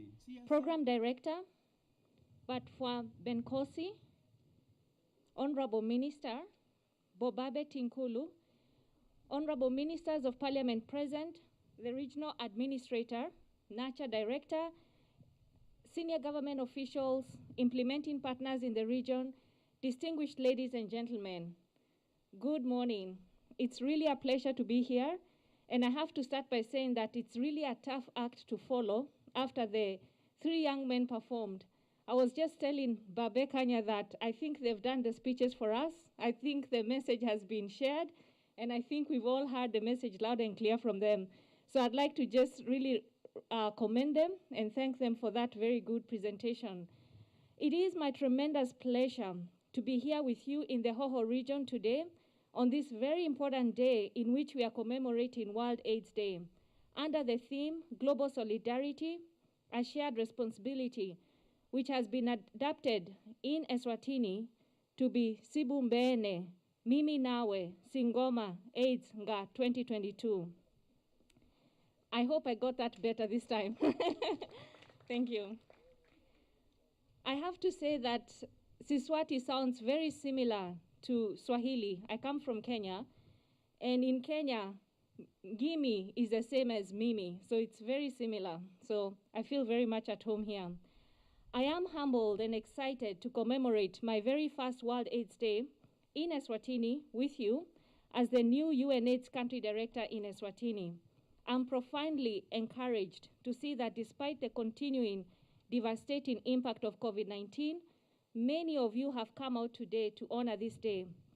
This reflects your commitment towards the achievement of the country's vision to end AIDS as a public health threat by 2022. Program Director, World AIDS Day is held every year throughout the world to raise awareness about HIV. This is the day that we show our support to our people living with HIV. We remember those who have unfortunately lost their lives because of HIV, And we also use this day to learn the facts and realities of HIV. This is the day we celebrate the struggles and the strengths of those living with HIV and are alive today because of the huge progress we have made in the world against the HIV epidemic. Ladies and gentlemen, before I go further in my speech, allow me to congratulate Eswatini as being the only country in the world to have achieved and surpassed 95 global treatment targets. I think this is a promising milestone for Eswatini, and it really paves the way for the rest of the world. I think because of this huge achievement, Eswatini is now a shining example, not just for Africa, but for the rest of the world.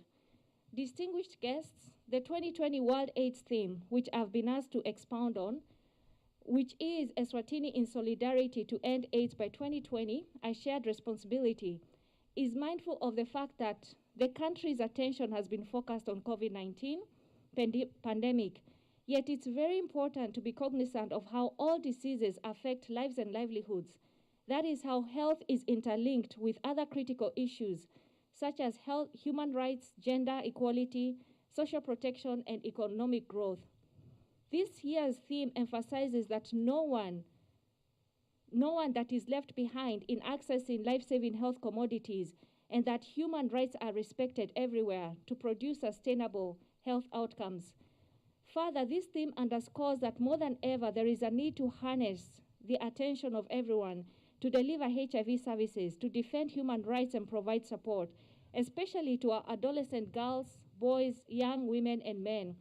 I have been informed that the 2020 World AIDS Day in this region of Hoho is focused on the young people who are the future of the community. I'm really encouraged to see that a lot of you have come out today to listen and to learn more about HIV. This is very encouraging, and I'm hopeful that everyone in this community, young and old, that we can work together to ensure that every one of our young people who still does not know the facts about how to protect themselves and others gets the information that they need. And those that are still stigmatized and discriminated because they are living with HIV are protected, and those who still experience poverty, hardships, and inequalities are given opportunities to better themselves. It is the responsibility of everyone in this community to do their part in building a bright future of the young generation. Distinguished guests, I wish to conclude by reiterating that World AIDS Day gives us a great opportunity to renew our commitment and increase advocacy for the attainment of the goals of ending AIDS.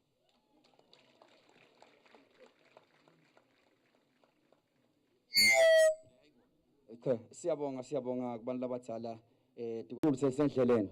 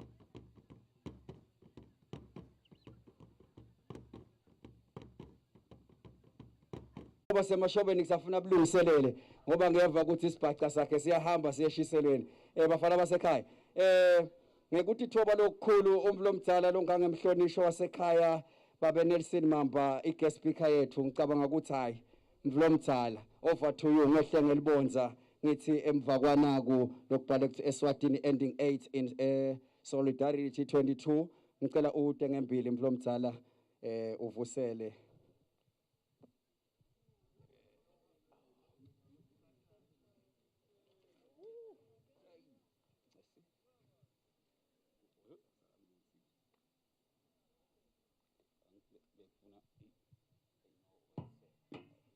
National Director Nature and Nature Council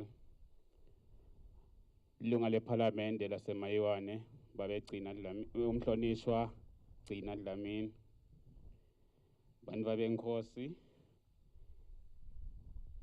litiko letempilo na onke ama-officials lakhona induna yenkundla nebuchopho balapha eTimbisini induna temiphakathi nabo babe bobandla lincane labakhona emaphoyisa emedia kanye nawo onke ama-guest ethu bathe ngiyoma-guest ethu labantwana lebakhona lesinabo namuhla bonke labakhona nje all protocol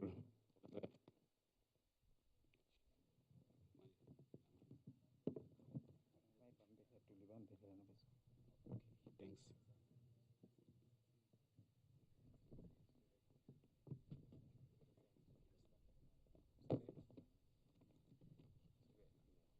Okay, thanks.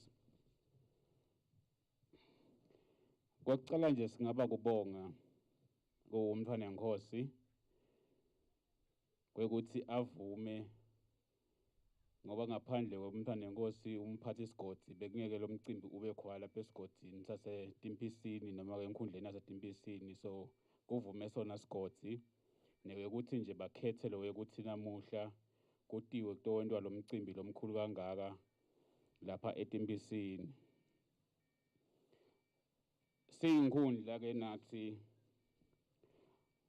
we are concerned ngayiti nombolo letivelako tebantfwana labakhulelwako babancane uma ubuka nje emaphepheni neliphepha lanamhla liyakhombisa lokuthi kunebantfwana labanengi lebakhulelwe ikakhulu lesebakhulelwe base-primary kanti besikhule bekuvame kuba kulabase high school so uyabona lokuthi labantwana bakhulelwa bangakafiki esikhathini lemtimba yabo ilungele ukuthi bangakhona ukuthwala lomunye umuntu bakhone kubeleka kahle and lokumitha kwabo ukukhulela kwabo bakulapho kuleti gaba leti lebawukuto ngiko lokutawubanga nalo ukuthi litiko letempilo lokuleli kuzamayo ukuthi bomake nebantwana nababelekwa bangasilahlekeli kutawendela phasi ngoba labantwana vele abakalungeli lo ukuthi bangakhona ukuthwala lo mntwana so lokho kutawubanga lo ukuthi inombolo tingakhoni kwehla naloko ukuthi ke vele labantwana noma bakhulelwa babancane kulukhuni lokuya lemtholampilo bayokhona lo ukuthi basitakale ngoba kuningi lokufuna kwentiwe ngumake uma atetfele nalokunye ukuthi nalokudla la kudla komake kufuna ukuthi adle kudla lokunemaseko lamathathu so naba bancane labantwana kude laba batakutfola khona tonke letintfo leti so vele kuyasetfusa kakhulu nawubuka inombolo tisetulu kakhulu so singacela nje lo ukuthi litiko vele lingahlali phasi lisebenze kakhulu kuze kuthi kutogwemeka labantwana laba lebakhulu labasebancane lokunye ngaba kubonga lo ukuthi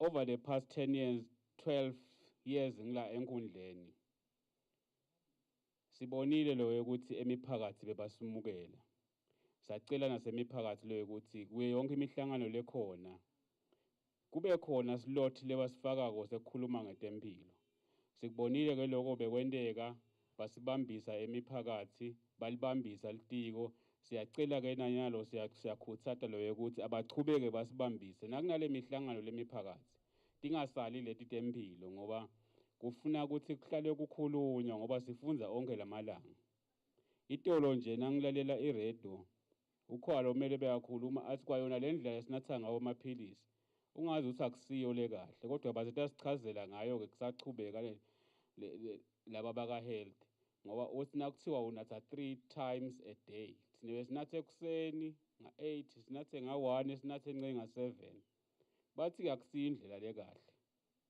singadiye ngiyakubona basayokuresearcha bathi kufuna ubodivayida lo 24 hours nga-8 lokuthi unathe emva kwa-8 hours ngoba la maphilisi bese kulesikhathi lesinye lesithe asuke sekede emandla kahle lamtimbeni ngiko-ke ngithi vele kufuna sihlale sifunda njalo njalo kuze sitokhona ukuthi sisitakala lokunye-ke lesenza kokubonga etindlunkulu kuthi besicela emavolontiya bekafika ama-NGOs lapha sicela emavolontiya isiphi imiphakathi ngaphandle kwenkinga sisasikubonge lokho sikukhuthate ukuthi asichubeke noma-ke mphathi Sigodi sesinenkinga lapha eTimbisini kwekuthi onke ama-NGOs lebesinawo lakhuluma donate indzaba dabo HIV and AIDS sekavalelisile so sinaleyo challenge ngaba ucela nje lokho ukuthi lo msebenzi lomkhulu longaka lebosolo wendiwa so ufuna kusale baleni lo ukuthi akungabe isikhathi lesithe kude labanye lebakhona besolothi nje sina HC4 na Save the Children as HIV knows no borders sikhuluma tindzaba tenabale baphuma lithaka so nyalo-ke sebasivalelisile bonke so siyacela lo ukuthi akube khona labanye lebakhona lebatawubuya bakhulume letindzaba leti kuze kuthi bonkhosi kungasilahlekeli lokhu lesikutamako ukuthi kufika lo 2022 ukhanze ukuthi vele sonke sesilingcobile leligciwane nekukhuthata-ke njengoba basho-ke ukuthi bobabe abayi emitfolampilo ngaba nje ukukhuthata ukuthi nanathi siyinkhundla siyacela lo ukuthi bobaba bavakashe emitfolampilo nanamuhla-ke siyabonga lo ukuthi bakhona lebakhona lapha kutosihlola kubuhlungu-ke lo ukuthi manje sifike kabi ngesikhathi se-COVID siyajabula nje ukuthi kunanayiya i-mobile clinic lapha bomake ngabe batihlola nje namuhla lapha bo-breast cancer nabobabe batihlole i-cancer yelwanyana manje ngiyayikhohlwa lokuthi yani nje bayayati bobabe cha Nkosi singaba nje kubonga kakhulu sinibonge nonke lenikhona lapha siyabonga kakhulu sibonge bonke nje nalabasisekele ukuthi lo msebenzi ube impumelelo siyethemba ukuthi lokho lesikutfolile namuhla akunoba lide nalabantwana lamalanga lamabili lesibe nabo lapha siyethemba ukuthi lokho lebakutfolile batawuhamba bayokusherisha nalaba bonsa ngayabo sikhone lo ukuthi sinqobe lokukhulelwa abasesetikolweni siyabonga kakhulu bonkhosi wami umsebenzi bokungasiwo kutowuthakuta bonkhosi bekutocela nje induna kwekuthi itosiniketa ngoba nguye guest speaker wethu namuhla kwekuthi atothetfulela inkulumo yakhe lekayiphethe lasiphathele yona namuhla siyabonga bonkhosi Honorable Minister.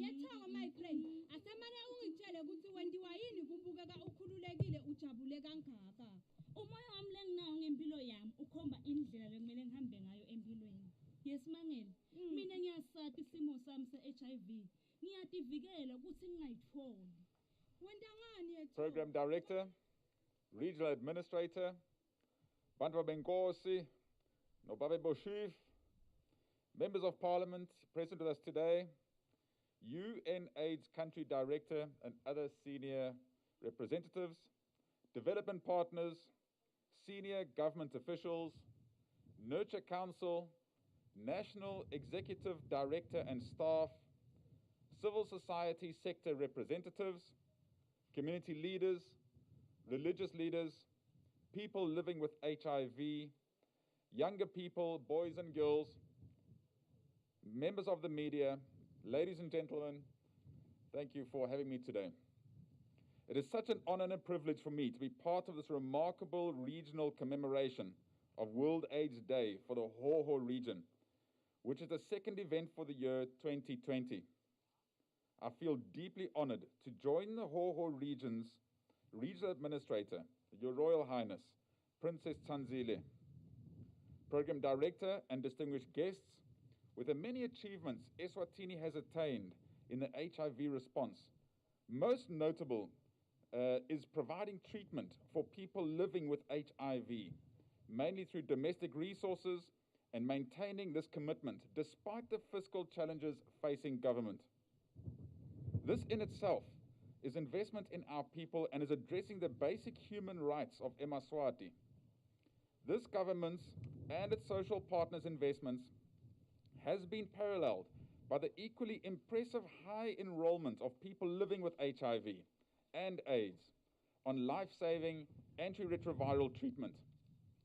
This has been one of the major contributors to the impressive achievements of the 95-95-95 global targets.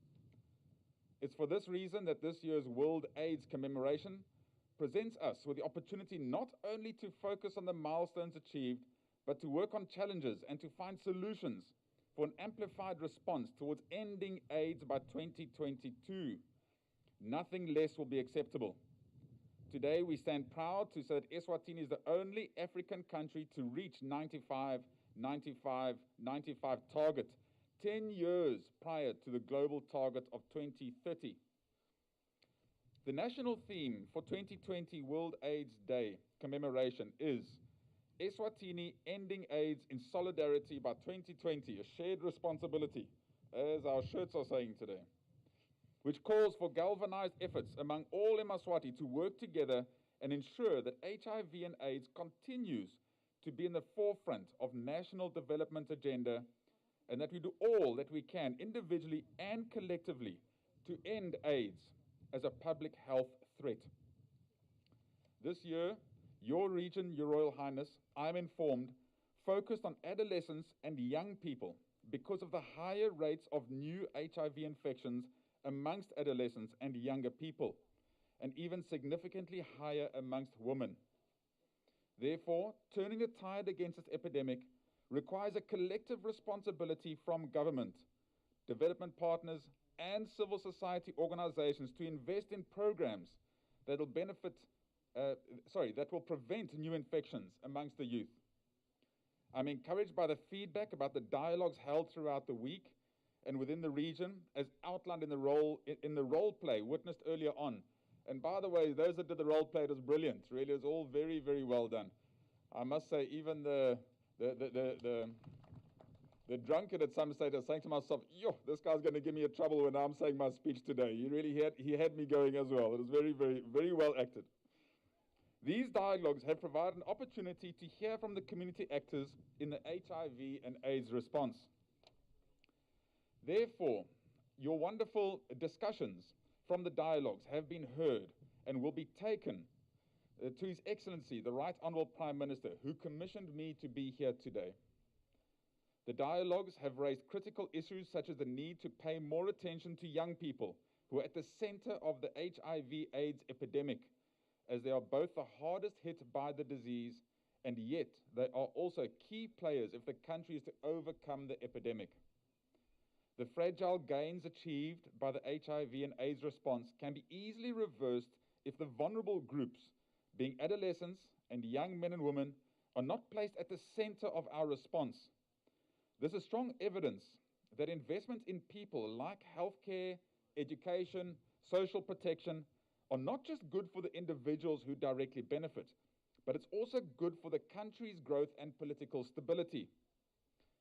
Evidence from studies such as Sitakele Lugusasa has proven that keeping the girl child in school has more benefits. Additionally, government will focus on life skills support for out-of-school youth to ensure that they are equally engaged in income-generating initiatives, which will keep them away from high-risk behaviors. Investing in livelihood programs will reduce socio-economic factors associated with transactional and intergenerational sex, presenting a huge risk to new HIV infections. We must all work hard to attain an environment that is free of new HIV infections, free of stigma and discrimination, and a country that has 0 deaths as a result of AIDS. I challenge the youth present here today to grab this opportunity with both hands and demonstrate what true leadership is for our country and for the future generations. The last mile of the HIV epidemic requires that no one is left behind. We must all put our efforts together, working with government and the private sector to ensure that Eswatini will be free of AIDS by 2022. Ladies and gentlemen, there is more that still needs to be done to sustain the fragile gains, and it's up to you and I, but especially the youth, to ensure that they use HIV services that have been made available to them. We must know our HIV status, and if HIV positive, we must take up antiretroviral treatment to ensure we protect ourselves and those we love from HIV infections, because it's up to us who will determine the end result. Be your brother's keeper and look after one another. May I extend my profound gratitude to His Majesty's government and to all our development partners who have been the pillars upon which the success in HIV and AIDS response is based. We thank you and at the same time look to you to continue to be with us in this period as we work to collectively end AIDS. Government cannot downplay the wonderful work done by civil society organizations, AIDS response stakeholders, as well as people living with HIV, and the positive role they contribute to play in the HIV response, especially in communities. All partners, including religious groups, church leaders, and the sporting fraternity, are encouraged to improve HIV programs and projects in the spaces they operate in. On behalf of the government of the Kingdom of Eswatini and in line with the WHO guidelines and the Ministry of Health COVID-19 regulations, as we commemorate World AIDS Day, let us remember to comply with the set COVID-19 regulations in our daily uptake of services. It is always equally important to protect yourself and healthcare workers by wearing our masks, by washing our hands, and observing social distancing as we access HIV services in our different communities. Let us be enshrined in our minds that HIV matters during COVID-19.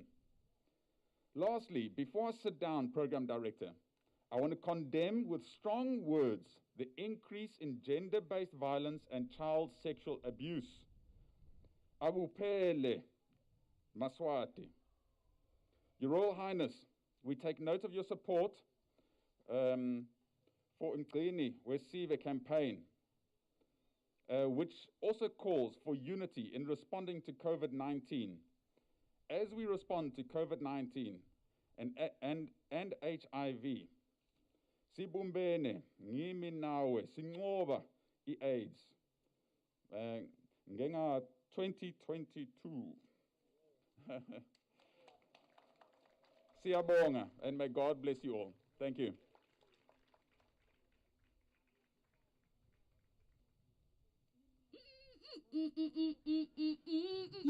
Yethonga my friend. Asemane ungitshele ukuthi wendiwa yini kubukeka ukhululekile ujabule kangaka. Umoya wami lenginawo ngempilo yami ukhomba indlela lekumele ngihambe ngayo empilweni. Yesimangele, mina ngiyasati isimo sami se-HIV. Ngiyativikela ukuthi ngingayitholi. Wenda ngani yethoko ngoba phela thina labasha Thank you so much, Minister, for the informative presentation. Siyabonga kakhulu. Sibumbene ngimi nawe siyayinqoba i-AIDS nga-2022.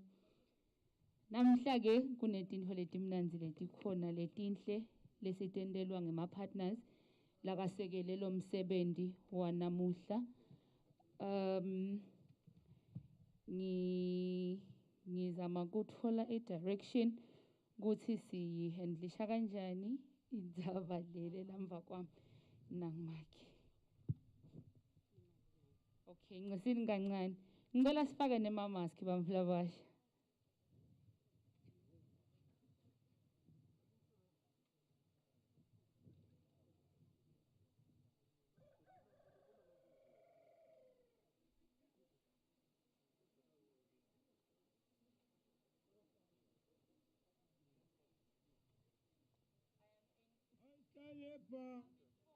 I'm informed that the nature director has a special presentation for the minister. Honourable Minister, I have no presentation for you. There's no gift. I know that you are disciplined, so for every gift I have to justify where it comes from. So, but what we have, Honourable Minister, is that you've got young people here. They have got a lot of challenges. What we may not define as a challenge to them. Besicela ngalokukhulu ukuhloniphe, Honourable Minister, nemntwana enkosi, namhlonisha MP and the Director Unit. Could see if you can come over here. I've been asked kuspanfana ukhona la bacela ukuthi manje badlulise sibonga sibabe khona, Honourable Minister. So bengacela sibane simela batabe sabayeta labantwana. Kunethi besta banika toilet basitako, Honourable Minister, tachaza wena. So I'll request that you come forward and the Honourable Minister Mntwana Nkosi, Director Unit, nemhlonishwa betela lapha ngaphambili.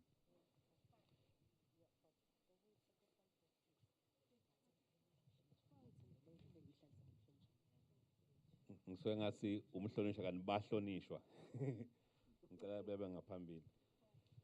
So I've been asked ukuthi bantwana, Honourable Minister, they would like to take a picture with you nemntwana Nkosi.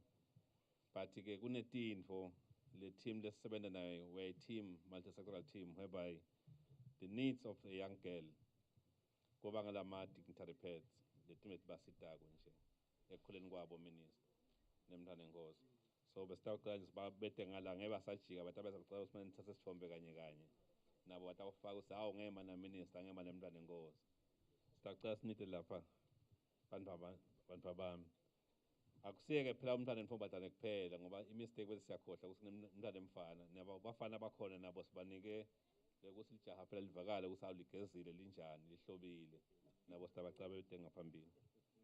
Ngicela ngichakele abantu bami ngicela abaninzi kancane nje kwasama labathi social distancing bata ndawo thatha banike plus ngicela abanye bebe mbeka umntwana Nkosi nihlukane nje labanye babe ngale abanye babe ngale kumhlonishwa.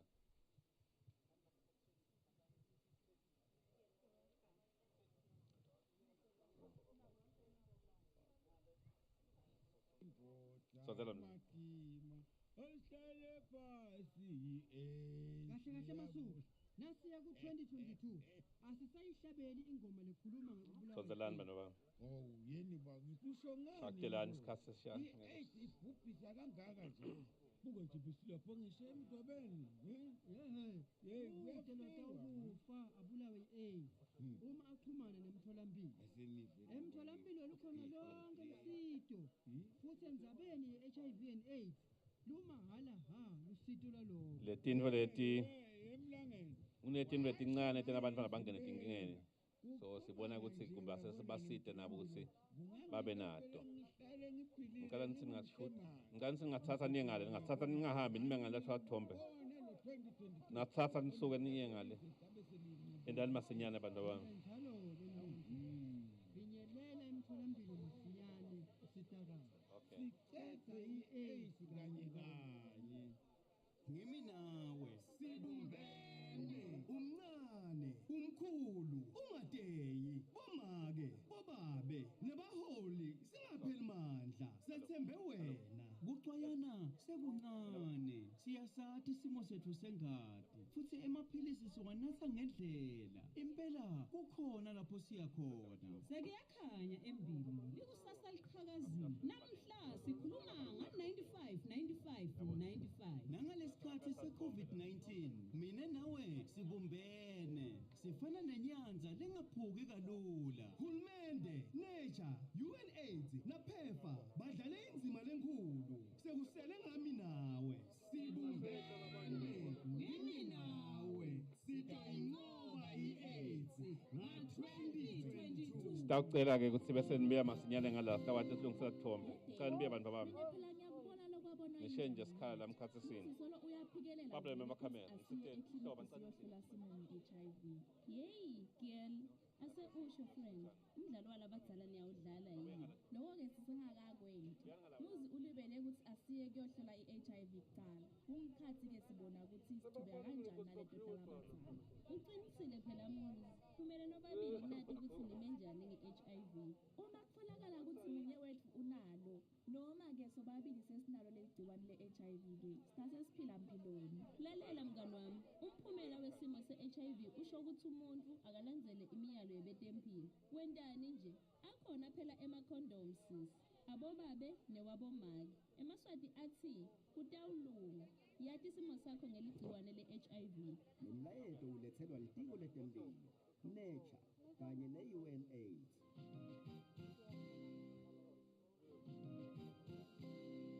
hayi manisondo kanti ucabangani kangaka eish zama kubi mani ngingene engutsheni nalomunye guy yadi guy lona afana u-HIV positive manje kungenzeka kube nami senginjalo kanti ungabi nenkinga kangako sondo nyalo sekunendlela yokuvikela ukuthi ungalitholi ligciwane uma kusolakala ukuthi ube sengotini yekulithola uyayati nje nawe ngisho i-PEP sis ngase ngiyafuna kukuva zama but still lalela sondo lapha eswatini sesibambele enye i-walk sister nawe nje yibambe ngako ngithi kuwe sondo kutawulunga yati isimo sakho se-HIV lo mlayeto ulethelwa litiko letemphilo nature kanye ne-UNAIDS.